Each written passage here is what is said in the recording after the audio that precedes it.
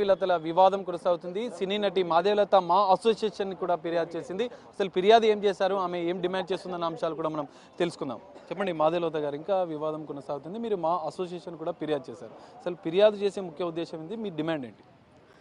ఫిర్యాదు చేసే ముఖ్య ఉద్దేశం ఏంటి అంటే, నన్ను సినిమా అమ్మాయి అని చెప్పేసి ఫస్ట్ ఈ సినిమా వాళ్ళందరూ అంతే, ఈ సినిమా వాళ్ళు అట్లే తిరుగుతారు, సినిమా వాళ్ళు అట్లనే బతుకుతారు, అండ్ ఇంకోటి సినిమాల్లో ఏదో పూలేసుకొని కనిపించేస్తే దాని కింద నేకెడ్గా ఉంటారు, అలాంటి వ్యాఖ్యలన్నీ చేశారు. సో అది ఖచ్చితంగా సినిమా ఇండస్ట్రీకి సంబంధించింది. లేకపోతే ఇంకోటి కదా, ఇంకో ఓన్లీ నేను పాలిటిక్స్లో ఉంటే మేబీ అది మెన్షన్ చేసి తిట్టేవాళ్ళు. రెండు తిట్టారు, సినిమా పార్టీ రెండు మిక్స్ చేసి తిట్టారు. బట్ మొదటగా ఇది మెన్షన్ చేశారు కాబట్టి సినిమా ఇండస్ట్రీ నుంచి ఖచ్చితంగా కండెమ్ చేయాలి. ఎందుకంటే ఇప్పటి వరకు చాలా సోషల్ మీడియాలో రకరకాల ట్రోలింగ్స్ ఎదురవుతూ ఉన్నాయి సినిమా వాళ్ళ మీద. వీళ్ళు ఇంతే, కొంచెం గ్లామరస్ డ్రెస్ వేసుకుంటే వీళ్ళు ఇంకా చెడిపోవడానికి రెడీ అయిపోయారు అంతే తప్ప, సో అదొక గ్లామరస్ డ్రెస్ ఇష్టపడి వేసుకున్నారు అనే పాయింట్ ఆఫ్ వ్యూలో ఎవరు ఆలోచన చేయట్లేదు. And when it comes to me, నా పాటికి నేను జాబ్ చేసుకుంటున్నా, ఇప్పుడు కాదు 2015 నుంచి నేను జాబ్ చేసుకుంటూనే ఉన్నాను. అది నా ఫ్రెండ్స్కి, నా వెల్ విషర్స్కి, ఇండస్ట్రీలో చాలామందికి కూడా తెలుసు. సినిమా ఇండస్ట్రీ అనేది నాకు ప్యాషన్. ఇక్కడ బతుకు తెరువు కోసం నేను రాలేదు, నా ప్యాషన్ కోసం వచ్చాను. ఓకే, నా నేచర్కి నాకు మేబీ ఇది వర్కౌట్ అవ్వలేదేమో, so I have other option. బతకడానికి చాలా మార్గాలు ఉన్నాయి. చదువుకునేందుకు నేను డబుల్ మాస్టర్స్ చేశా, సో నా జాబ్ నేను చేసుకుంటున్నా. బట్ స్టిల్ అదే పదే పదే మళ్ళీ మాట్లాడుతుంటే నేను తీసుకోలేకపోయాను. నేను చాలా హర్ట్ అయ్యాను.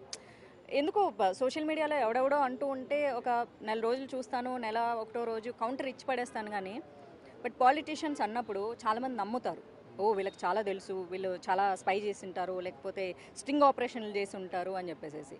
సో మీడియా మొత్తం కలిసి నా మీద సంవత్సరం పాటు స్ట్రింగ్ ఆపరేషన్ చేసిన, they cannot even find any fault except my job.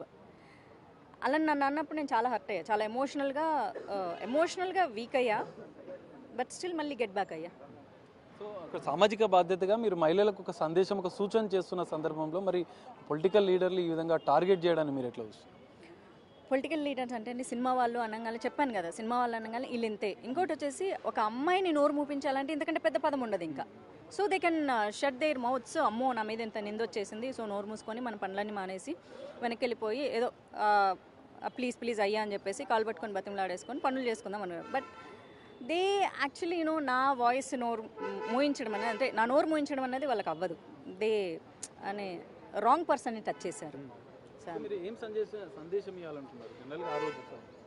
నా కోసం నేను ఫైట్ చేసుకోకపోతే జీవితంలో ఇంకే అమ్మాయి గురించి మాట్లాడే అర్హత నాకు లేదు. ఏ ఆడవాళ్ళ సేఫ్టీ గురించి, మాన ప్రాణ రక్షణ గురించి నేను మాట్లాడడం జరిగిందో దానికి చిన్న ఎలాబరేట్ చేసి చెప్తా అండి. నిజంగా ఏమీ జరగలేదు కాబట్టి ఓకే. ఇన్ కేస్ ఏమైనా జరిగి ఉంటే ఇదే మాట మాట్లాడతారా, అయ్యో పోకుండా ఉంటే బాగుండేది అని చెప్పేసి.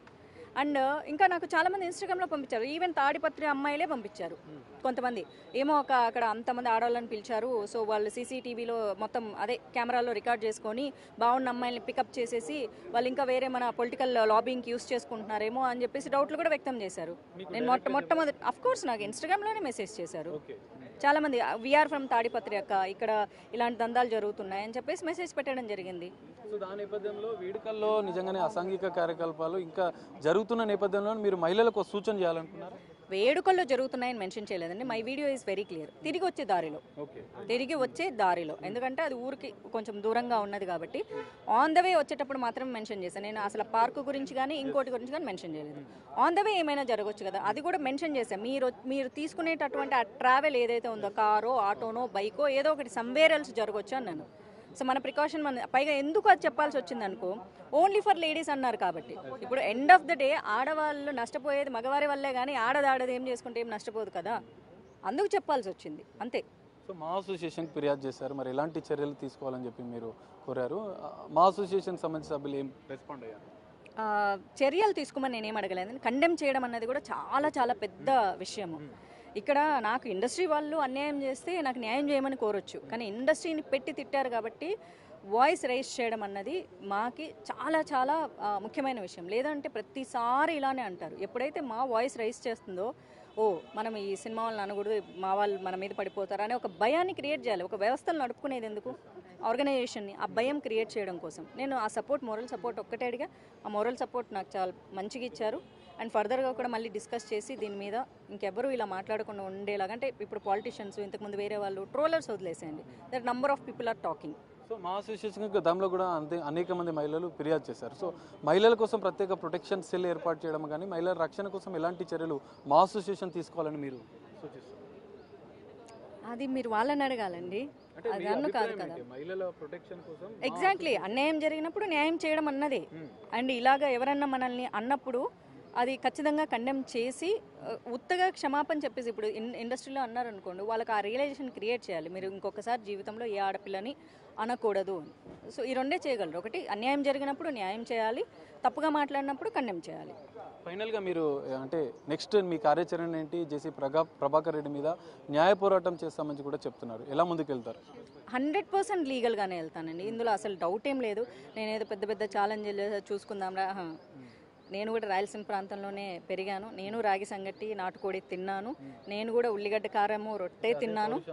అంతే ఉంది. చిన్నప్పటి నుంచి నేను అంతే ఉన్నాను. నా 5 ఏళ్ల వయసు నుంచి నాకు 17 ఏళ్ల వయసు వచ్చే వరకు నేను కూడా రాయలసీమ ప్రాంతంలో వాటర్ తాగా. అందుకని నేను కూడా చిన్న చిన్న ఫ్యాక్షనిజం స్టోరీలు మా ఊర్లో కూడా చూసా, రక్తం కారేది చూసా, అన్నీ చూసా. అవి చూసే పెరిగిందాన్ని కాబట్టి నాకు భయం అంటే తెలియదు.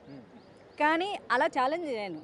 ఐఎమ్ ఎడ్యుకేటెడ్, ఐఎమ్ డీసెంట్, అందుకే నేను లీగల్గా ప్రొసీడ్ అవుతా, అంతే. ఇది పరిస్థితి. తన న్యాయ పోరాటం అయితే జేసీ ప్రభాకర్ రెడ్డి కొనసాగిస్తా, క్షమాపణలు చెప్పినా సరే మరోసారి తనను కించపరిచే విధంగానే మాట్లాడారు. సినిమా ఇండస్ట్రీకి సంబంధించినటువంటి మహిళలపైన దారుణంగా ఆరోపణలు చేసినటువంటి జేసీ ప్రభాకర్ రెడ్డి మీద ఖచ్చితంగా తాను న్యాయ పోరాటం చేస్తానని చెప్పి మాధవీలత, సినీ నటి, బీజేపీ నాయకురాలు చెప్తున్న పరిస్థితి కనిపిస్తుంది. కెమెరామెన్ వెనుతో కలిసి సాగర్, బిగ్ టీవీ, హైదరాబాద్.